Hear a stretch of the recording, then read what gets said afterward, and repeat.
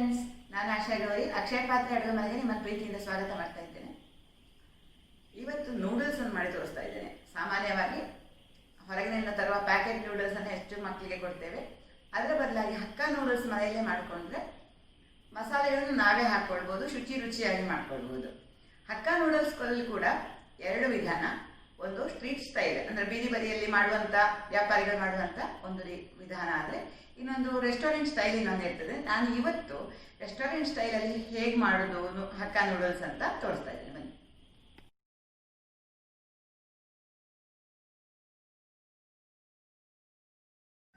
Veg hakka noodles ಮಾಡಲಿಕ್ಕೆ ನಾನು ತಗೊಂಡಂಥ ಸಾಮಗ್ರಿಗಳು: ಒಂದು 250 ಗ್ರಾಮ್ ಆಗುವಷ್ಟು ಹಕ್ಕ ನೂಡಲ್ಸ್ ತಗೊಂಡಿದ್ದೇನೆ. ಆಮೇಲೆ ಇಷ್ಟು ವೆಜಿಟೇಬಲ್ಸ್ ತೊಗೊಂಡಿದ್ದೇನೆ. ಇದರಲ್ಲಿ ಮುಖ್ಯವಾಗಿ ಸ್ಪ್ರಿಂಗ್ ಆನಿಯನು, ಅದರ ಗಡ್ಡೆ, ಆಮೇಲೆ ಬೆಳ್ಳುಳ್ಳಿ, ಶುಂಠಿ ಒಂದು ಸ್ವಲ್ಪ, ಕ್ಯಾಬೇಜ್ ಒಂದು ಸ್ವಲ್ಪ, ಕ್ಯಾರೆಟ್ ಒಂದು ಸ್ವಲ್ಪ, ಕ್ಯಾಪ್ಸಿಕಮ್ ಇವೆಲ್ಲವನ್ನು ತೆಳುವಾಗಿ ಉದ್ದುದ್ದಕ್ಕೆ ಹೆಚ್ಕೊಂಡಿದ್ದೇನೆ.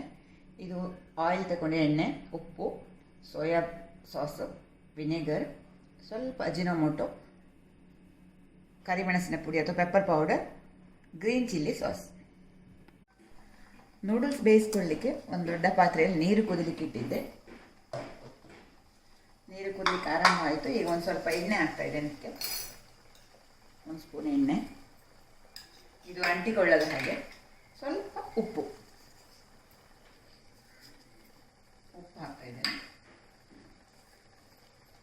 ಆಮೇಲೆ ಕುದಿತಾ ಇರುವ ನೀರಿಗೆ ನೂಡಲ್ಸ್ ಹಾಕ್ತಾ ಇದ್ದೇನೆ. ಇದು ನೇರವಾಗಿ ಹೀಗೆ ಹಾಕ್ಕೊಳ್ಬೋದು ಅಥವಾ ಸ್ವಲ್ಪ ಕಟ್ ಮಾಡಿ ಹಾಕ್ಕೊಳ್ಬೋದು. ಕಟ್ ಮಾಡಿ ಬೇಕಾದರೂ ಹಾಕ್ಕೊಳ್ಬೋದು, ಉದ್ದುದ್ದಕ್ಕೆ ಬೇಕಾದರೂ ಇಟ್ಕೊಳ್ಬೋದು.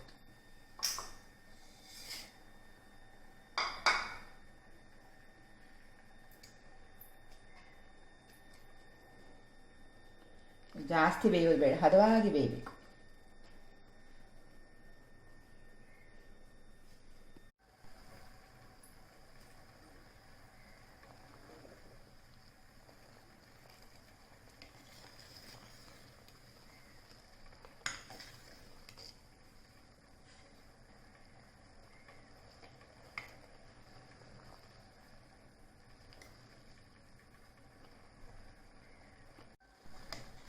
ಇದು ಬೆಂದಿದ್ದು ಸಾಕು ನೋಡಿ. ಈ ಥರ ತುಂಬ ಬೆಂದರೆ ಸ್ವಲ್ಪ ಅಂಟು ಆಗ್ತದೆ ನೋಡಿ. ಸಾಕಿಷ್ಟು ಬೆಂದಿದ್ದು.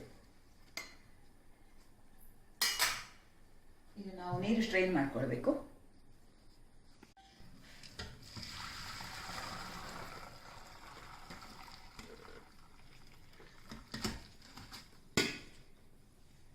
ನೋಡಿದ್ರೆ ಸಾಕಷ್ಟು ಸ್ಟಾರ್ಚ್ ಇರ್ತದೆ. ಆ ಸ್ಟಾರ್ಚ್ ತೆಗಿಲಿಕ್ಕೆ ಕಂಪಲ್ಸರಿ ನಾವು ತಣ್ಣೀರನ್ನು ಹಾಕಲೇಬೇಕು. ತಣ್ಣೀರನ್ನು ಹಾಕಿ ಚೆನ್ನಾಗಿ ತೊಳ್ಕೊಳ್ಬೇಕು. ಇದು ಉದುರುದ್ರಾಗಿ ಇರಬೇಕು. ನಮಗೆ ತಣ್ಣೀರು ಜಾಸ್ತಿ ತಣ್ಣಗೆ ಇಲ್ಲ ಅಂತಂದರೆ 2 ಕ್ಯೂಬ್ ಐಸ್ ಕ್ಯೂಬನ್ನು ಕೂಡ ಸೇರಿಸ್ಕೊಳ್ಬೋದು. ಸ್ವಲ್ಪವೂ ಸ್ಟಾರ್ಚ್ ಉಳಿಬಾರದು.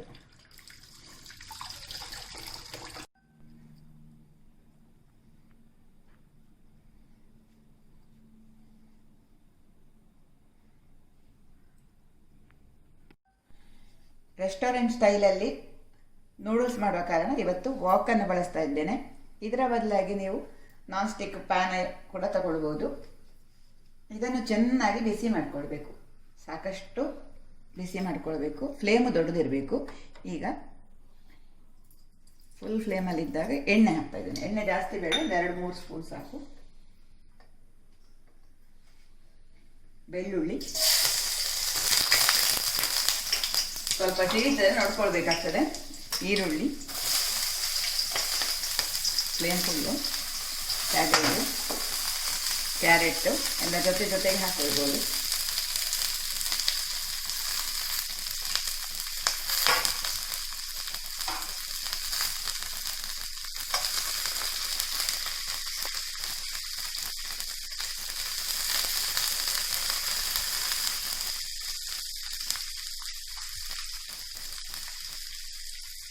ಇದು ಹೆಚ್ಚು ಬೇಯಬಾರದು, ಸ್ವಲ್ಪ ಹಸಿ ಇದ್ದರೆ ಚೆನ್ನಾಗಿರ್ತದೆ. ಕ್ಯಾಪ್ಸಿಕಮ್ ಹಾಕ್ತಾ ಇದ್ದೇನೆ.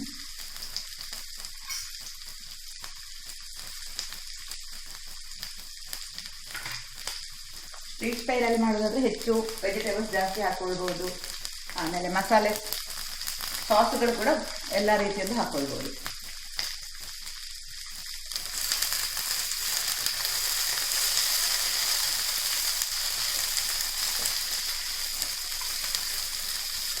ನಮ್ಮ ಮನೆಯ ಒಲೆಗಾಗೋ ಇದು ಪಾತ್ರೆ ದೊಡ್ಡದು ಅನಿಸ್ತದೆ, ಆದರೂ ಇದರಲ್ಲಿ ಮಾಡಿದರೆ ರುಚಿ ಹೆಚ್ಚು ಅಂತ ಇದರಲ್ಲಿ ಮಾಡಿ ತೋರಿಸ್ತಾ ಇದ್ದೇನೆ.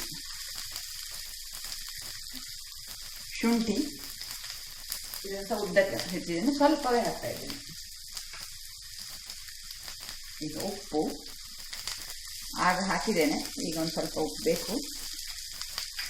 ಸೋಯಾ ಸಾಸಲ್ಲಿ ಉಪ್ಪು ಇರ್ತದೆ, ಹಾಗಾಗಿ ನೋಡ್ಕೊಂಡು ಹಾಕಿದ್ರೆ ಒಳ್ಳೆಯದು. ಪೆಪ್ಪರ್ ಪೌಡರ್,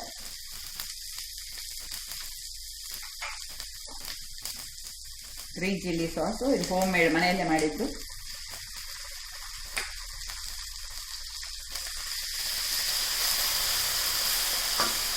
ಕೊನೆಯದಾಗಿ ಸೋಯಾ ಸಾಸ್.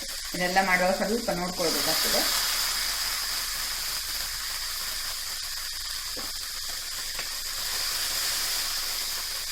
ಕೇವಲ 2 ಸಾಸ್ ಅಷ್ಟೇ ಹಾಕಿದ್ದೇನೆ ನಾನು ಇದರಲ್ಲಿ. ಇದು ಟೇಸ್ಟ್ ಮೇಕರ್ ಅಜಿನೋಮೋಟೊ. ಇದು ಹಾಕಿದರೆ ನಮಗೆ ರೆಸ್ಟೋರೆಂಟ್ ಸ್ಟೈಲನ್ನು ಆಗ್ತದೆ. ಇದು ಜಾಸ್ತಿ ಹಾಕ್ಕೊಳ್ಬಾರ್ದು, ಸ್ವಲ್ಪ ಹಾಕ್ಕೊಳ್ಬೇಕಷ್ಟೇ.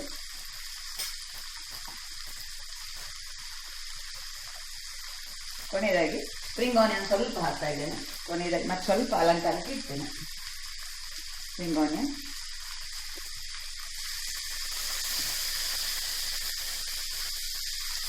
ನಾವು ಮಾಡಿಟ್ಟಂತ ನೂಡಲ್ಸ್.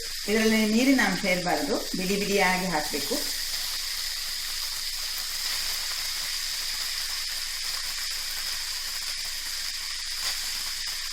ನೀರಿನ ಅಂಶ ಇದ್ದರೆ ಕೆಳಗಡೆ ಅಂಟಿಕೊಳ್ತೀವಿ, ಹಾಗಾಗಿ ನೀರಿನ ಅಂಶ ಇರಬಾರ್ದು.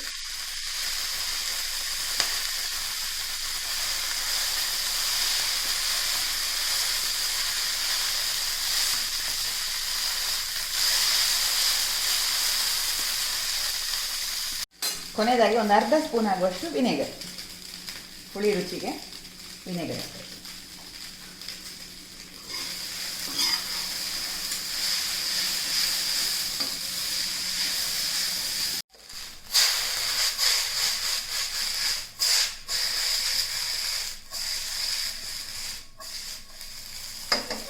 ಸ್ಟಾರ್ಚ್ ಜಾಸ್ತಿ ಇದ್ದರೆ ಈ ಥರ ಮಾಡ್ಕೊಳ್ಳಿಕ್ಕೆ ಆಗೋದಿಲ್ಲ. ಅಜಿನೋಮೋಟೊ ಆಪ್ಷನಲ್ಲ, ಅಕಸ್ಮಾತ್ ನಿಮಗೆ ಬೇಡ ಅನ್ನೋದ್ರೆ ಉಪಯೋಗ ಮಾಡೋದು ಬೇಡ.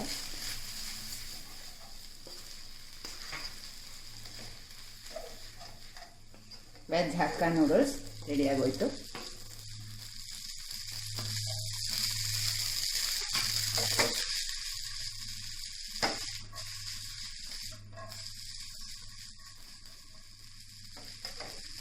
ರೆಡಿ.